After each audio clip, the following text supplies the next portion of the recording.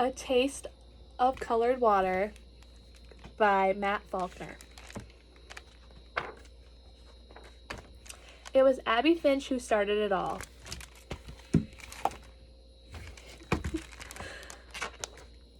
Seems Abby'd gone on another shopping trip to the big city with her mama, and she'd seen a sign, clear as day, hanging over a water bubbler that read colored.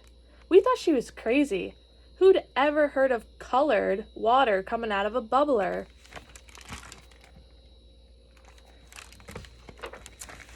More than likely, this was just another one of her stories. Everyone knew that Abby was a first-rate fibber.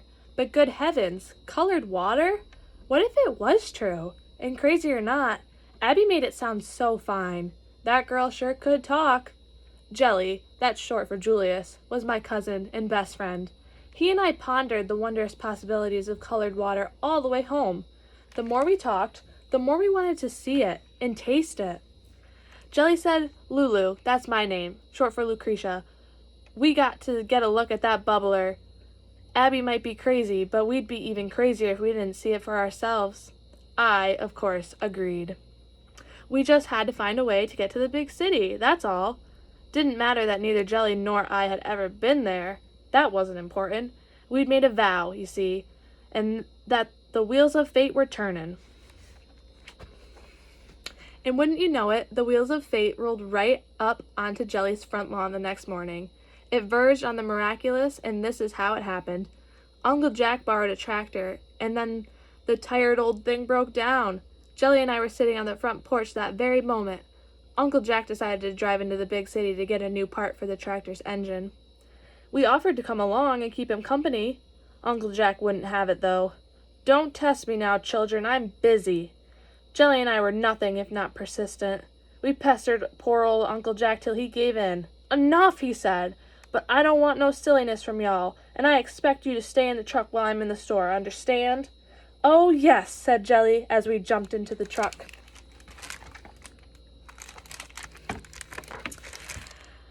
There we were, side by side, in Uncle Jack's truck, bouncing along on that road to the big city. Life was good. We had a jug of lemonade and some peaches, too, and it was such fun going on about the colored water, whispering and giggling. Uncle Jack had no idea. That was a good thing, 'cause he would have turned the truck right around if he'd known what we were up to.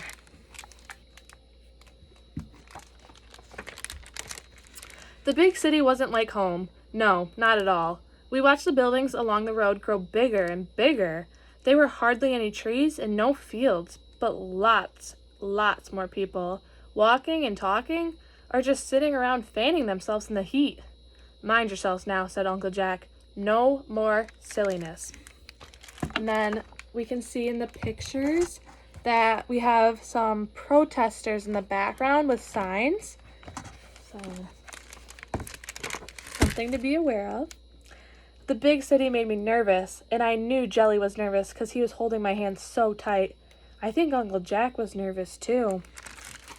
And then again, we can see the protesters with their signs. After what seemed like forever, Uncle Jack gave a big sigh. There it is, City Hall.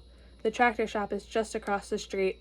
I looked at Jelly, and Jelly looked at me. City Hall? We made it! Colored water was so close. Oh, I could taste it already. Cherry, lemon, orange, and apple, all those flavors in one gulp. Jelly and I were looking all about, but there was no sign of a bubbler. What if Abby had been just telling a fib? Uncle Jack brought the truck to a stop and put his big hand on Jelly's shoulder.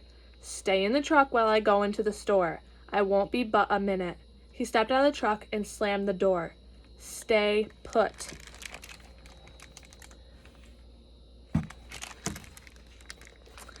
As soon as Uncle Jack walked into the store, we hopped out of the truck. "Look, Lulu," cried Jelly. He pointed across the street. Sitting close by that big white city hall was a water bubbler, and hanging above it was a sign that said colored. "Let's go," I hollered. We ran across the street. I looked up the hill and saw the bubbler again. There it was, just waiting for us. "Let's race," said Jelly, and we rushed up the hill. Jelly was faster than me and sprinted ahead. I caught up to him at the top of the little hill, and we stood there, staring at the bubbler.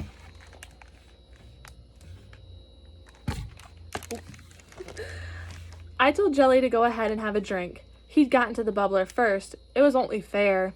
Nah, he said. You go first. Ladies before gentlemen. Jelly just stood there smiling. I'll stand back here and keep an eye out for Daddy. You go ahead and have a drink. It was such a kind thing for him to do, so I curtsied and took a step forward towards the bubbler. Funny, it didn't look any different than a regular water bubbler. I had thought it might be special, sort of heavenly, but it looked as plain as can be.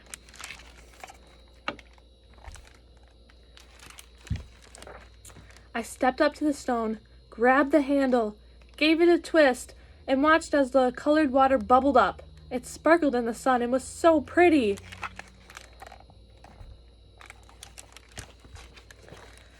Just then I heard singing. Down the other side of the hill, I saw a crowd of folks marching along the road. They carried signs, and they were singing. Their singing was so loud, almost like shouting.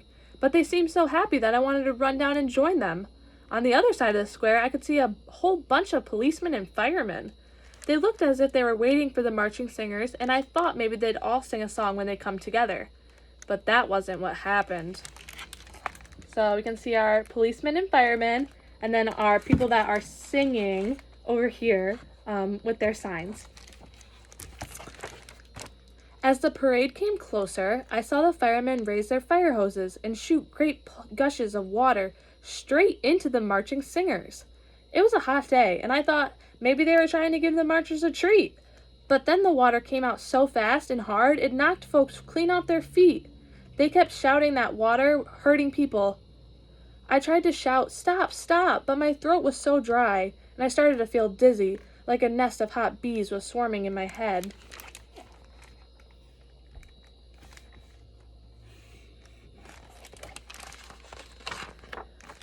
Just then I felt Jelly tug at my sleeve. "What you doing?" he said. "You gonna have a drink or not?" I didn't answer him, just stepped back off the stone and fell down on the ground. Jelly knelt beside me. "Are you all right, Lulu?" I nodded and told him to hurry up and take his drink of the colored water. He hopped up on the stone, twisted the handle, and leaned forward to have a taste. I didn't even see the policeman at first. "Get away from there, boy! That water ain't for you, it's for the coloreds," he yanked Jelly down from the bubbler and pushed him to the ground next to me. "Can't you see what's going on?" he shouted. "This is no place for children. Now get!" He yanked the leash and dragged his dog all the way down the hill towards the parade. It snapped and snarled the whole way there.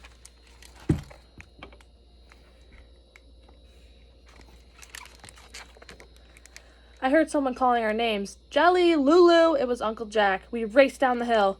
Uncle Jack met us at the road and carried us back to the truck. I was so happy to feel his scratchy old beard on my face. "I told you to stay put," Uncle Jack yelled. He scolded us pretty fierce. I'd never seen him so angry. Jelly was crying. I soon took to crying too. "Aw, now I'm sorry," said Uncle Jack. "I was just angry 'cause y'all scared me." I was so tired I could barely keep my eyes open. The humming of the tires was making me so sleepy. I must have slept all the way home. But before I nodded off, I do remember wondering about the marching singers, and the firemen, and the police dog. And last of all, I remember Jelly asking, "Daddy, what color does a person have to be to get a taste of colored water?"